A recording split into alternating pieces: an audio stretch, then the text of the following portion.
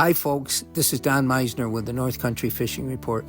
You know, one of our greatest, I think, resources that we have in our area is the Salmon River and what it offers people from all over the United States and even the world to take part in the wonderful fishing that exists in that river, from the salmon and later the trout that come up that river. The salmon come up to spawn and die, and the steelhead come up to feed on the salmon, decaying matters of the salmon, including their eggs that are floating down the stream.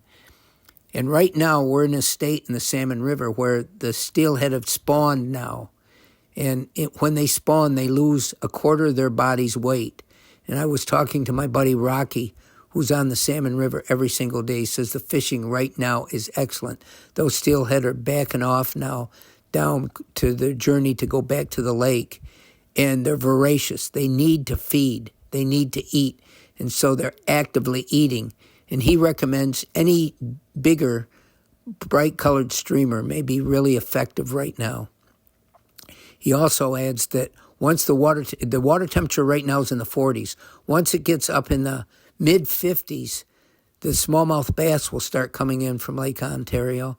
And then you're going to start getting landlocked salmon that will be available in the Salmon River. And that can really be an exciting fishery. He shared something with me that I'll bet a lot of you might not be aware of. I sure wasn't.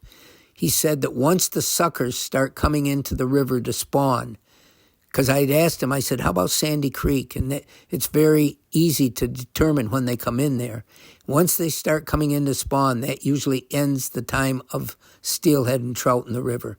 And he said some of the steelhead will remain to feed on the sucker spawn, all the sucker eggs and so forth. And so this is truly a great time. But once you see the suckers coming in, you know it's over for this year. So this is one of the resources we have available to us right now. The fishing is great in these tributaries. And don't forget now that the inland trout streams are open, and there's some wonderful, wonderful streams in Lewis County. And there's been a lot of meetings held in terms of how that fishery is going to go with the stocking programs. In the past, there were groups of volunteers that always helped in the stocking. And once COVID hit, they stopped that process. So right now, they're meeting to see if that type of process is going to go further.